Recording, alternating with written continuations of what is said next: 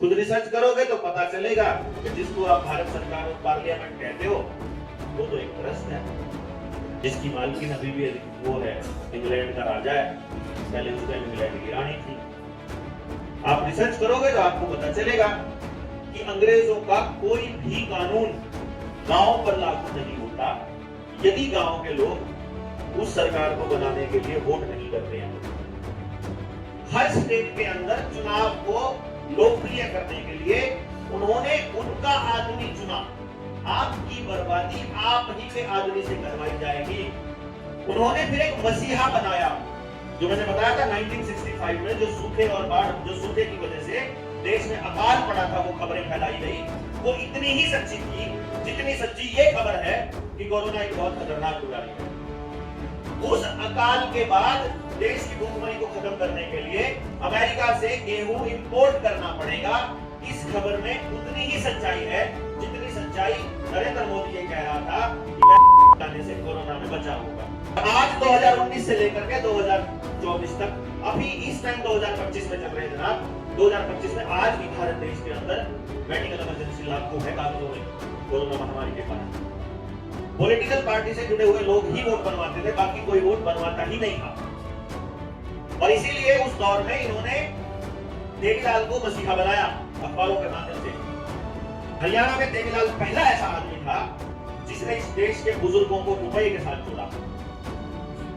हमारे परिवार को तोड़ने में इस पेंशन का सबसे बड़ा रोल है।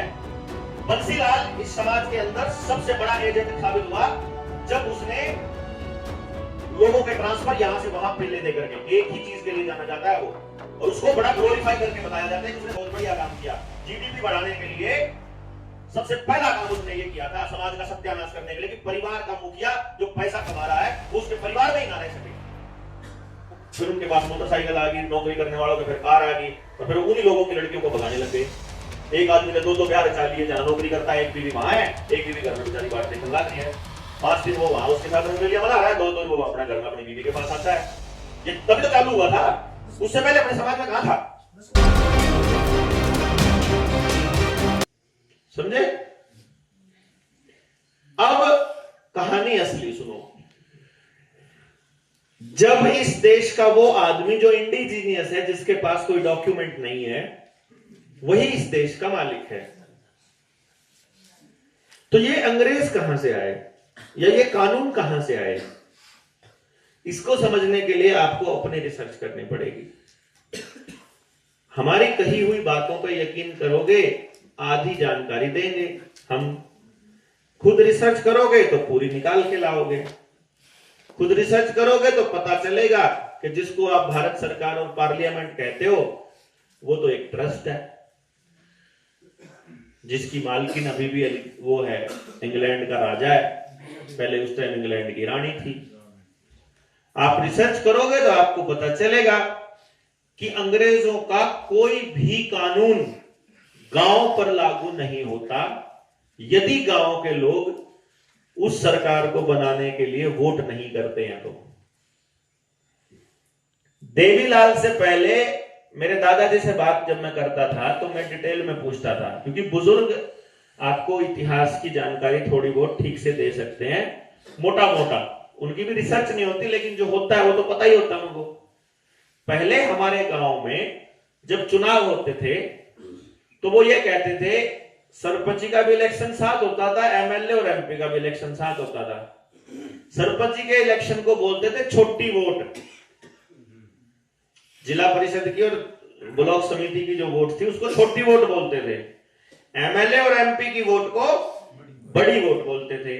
वो बोलते थे छोटी वोट तो हमारी इसको जाएगी, बड़ी वोट हम दिया नहीं करते। याद है ये डायलॉग? किसी ने सुना हो तो अगर, सेम डायलॉग। वो बड़ी वोट देते ही नहीं थे, वो एमएलए और एमपी चुनने के लिए कभी भी वोट ही नहीं करते थे। उन्होंने फिर एक मसीहा बनाया। हर स्टेट के अंदर चुनाव को लोकप्रिय करने के लिए उन्होंने उनका आदमी चुना। आपकी बर्बादी आप ही के आदमी से करवाई जाएगी, ये नियम है उनका, क्योंकि उन्होंने देख लिया ये गोरी चमड़ी वालों के काबू नहीं आने वाले लोग। और अब इनसे लठों से और बंदूक से आप नहीं जीत पाओगे, क्योंकि लड़ने में ये माहिर लोग हैं, इस धरती के लोग, इनका डीएनए इस टाइप का है। तो उन्होंने हमारे ही लोगों को सबसे पहले वो जो जड़ है, जो हमारी डीएनए, उसको खराब करना चालू किया। जो मैंने बताया था 1965 में जो सूखे और बाढ़, जो सूखे की वजह से देश में अकाल पड़ा था, वो खबरें फैलाई गई, वो इतनी ही सच्ची थी जितनी सच्ची ये खबर है कि कोरोना एक बहुत खतरनाक बीमारी है। उस अकाल के बाद देश की भूखमरी को खत्म करने के लिए अमेरिका से गेहूं इंपोर्ट करना पड़ेगा। इस खबर में उतनी ही सच्चाई है जितनी सच्चाई नरेंद्र मोदी ये कह रहा था कि वैक्सीन लगाने से कोरोना में बचाव होगा। उस खबर का देश की अर्थव्यवस्था और देश के किसान के ऊपर वही असर हुआ जो कोरोना की वैक्सीन का हमारे शरीरों पर हुआ। समझ रहे हो सिमिलैरिटी? ये वैक्सीन्स की शुरुआत 200 साल पहले हुई थी, और आज 200 साल पहले का एक भी आदमी आपको बताने के लिए मौजूद नहीं है कि ये कितनी सच्ची है, कितनी कैसी है क्या मौजूद 200 साल पहले का कोई आदमी? नहीं है आपके सामने। और आज 2019 से लेकर के 2024 तक, अभी इस टाइम 2025 में चल रहे हैं जनाब, 2025 में आज भी भारत देश के अंदर मेडिकल इमरजेंसी लागू है कागजों में, कोरोना महामारी के कारण। तो 5 से 35 साल बाद, आज मेरा बेटा 18 साल का है, 35 साल बाद ये 53 साल का हो जाएगा, बुजुर्गों वाली श्रेणी में आ जाएगा। और उस टाइम का बच्चा, जो उस टाइम पे कॉलेज में स्कूल में पढ़ रहा होगा बच्चा, वो 53 साल के आदमी को ये कहेगा, जब ये बताएगा ना यशस्वी अपने पोते को 35 साल बाद कि बेटा ये सब सरकारें आप लोगों के साथ छलावा करती रहती हैं, चक्कर में ना पड़ो, 2019 में भी ऐसे हुआ था। तो वो बच्चा ऐसे गूगल सर्च करके बताएगा, या एआई उस टाइम पे उसको बोल के बताएगी कि ये बुढ़ा कुएं बोल रहा, भौंक रहा है, बहुत खतरनाक बीमारी थी, मुश्किल से तो नरेंद्र मोदी ने बचाए थे, लोग वैक्सीन लगवा रहे। क्योंकि कागजों में और अखबारों में यही लिखा हुआ है। तो आपको इंफॉर्मेशन कहां से मिलेगी आज से 50 साल पहले की? गूगल से, इतिहास की किताबों से, जो उस साल का अखबार होगा। 1918 में महामारी आई थी, इसकी खबर आपको कहां से मिलेगी? 1918 की मैगजीन, 1918 की किताब, 1918 के दौर में लिखने वाले लोग यही तो होंगे। 2024 में जो हो रहा है इसके बारे में आज से 100 साल बाद कौन बताएगा? या तो इस टाइम के अखबार, या इस टाइम की किताबें। इस टाइम की किताबें बिल गेट्स लिख रहा है अगली महामारी से कैसे बचे, अगली महामारी की तैयारी कैसे करनी है, वर्ल्ड इकोनॉमिक फोरम कर रहे हैं कि हमको कैसे करना है। इसका मतलब उस दौर का आदमी कभी नहीं जान पाएगा कि 2019 से लेकर 2024 तक हमारे देश के साथ, हमारे लोगों के साथ कितना बड़ा छलावा हुआ था। फिर मीजल्स के नाम पे कुछ भी बोल देंगे, पोलियो के नाम पे कुछ भी बोल देंगे, और आप उसको मान लोगे क्योंकि आपके पास जो दस्तावेज है उसमें कहीं भी उन लोगों की किताब का जिक्र नहीं है जिन्होंने इसके खिलाफ कुछ लिखा था। जो आज हम आपको वो बता रहे किताबें बांटते हैं, वो किताबें आपके बच्चे कभी पढ़ेंगे? आप पढ़ते हो अपने दादा और की किताब कहीं रखी हो तो? कोई नहीं पढ़ता जनाब। उर्दू में डॉक्टर साहब कैसे पढ़े? हाँ, उर्दू तो कोई पढ़ता ही नहीं होगा दुनिया में। आपको नहीं आती तो इसमें मैं तो कह रहा हूं अगली जनरेशन की गलती क्या है? नाश तो इसी जनरेशन ने कर रखा है ना। यही जनरेशन है जो कुछ नहीं पढ़ रही है, जो कोई रिसर्च नहीं कर रही है, और इन संस्थाओं के द्वारा बताई गई हर बात को चुपचाप मान लेती है। तभी हड़प्पा संस्कृति में एक ही घर में 2-2 बोड़ियां मिलती हैं, उनके हड्डी जो मिलते हैं एक ही घर में मिलते हैं। बिल गेट्स ने एक टीम बनाई हुई है, जंप टीम, ਤੇ ਉਹਦੇ ਵਿੱਚ ਪਤਾ ਕੀ ਕਹਿ ਰਿਹਾ ਵੀਡੀਓ ਦੇ ਵਿੱਚ, ਕਹਿੰਦਾ ਅਸੀਂ ਉਹ ਵੋਟ ਕਰਾਵਾਂਗੇ, ਅਸੀਂ ਉਹ वैसा पूरे गांव की वोट होता है, कुछ आदमियों की वोट। मैं बता रहा हूं कुछ आदमियों की वोट, जैसे पूरे गांव का डेट ऑफ बर्थ सर्टिफिकेट नहीं होता था, कुछ लोगों का होता था, ऐसे ही जो लोग वोट बनवाएंगे उन्हीं की तो होगी।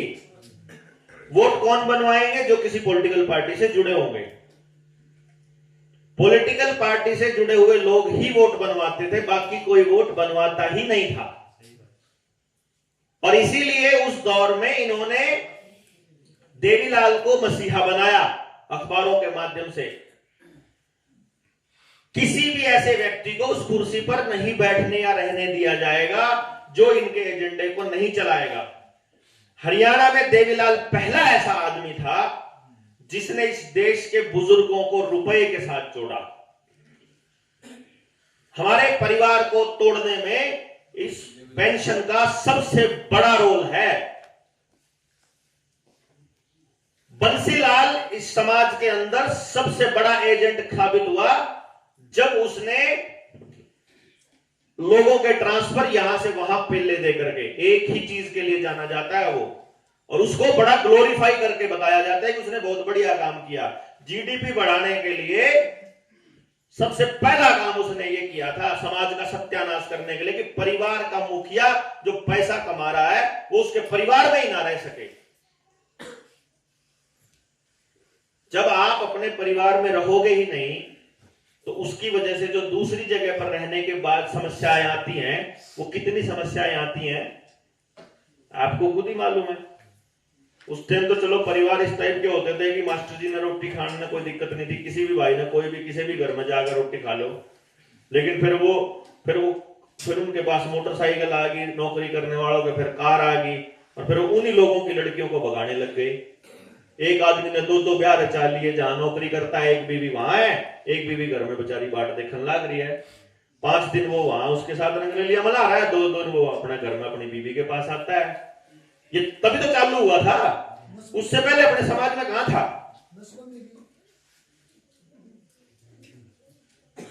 समझ गए ना? मतलब ये जो प्रोपेगेंडास जो हमारे समाज के साथ लड़े जाते हैं, ये इसलिए लड़े जाते हैं ताकि हम इन छोटी छोटी चीजों में उलझे पड़े रहें और जो असली एजेंडा है वो छुपा रहे। असली एजेंडा है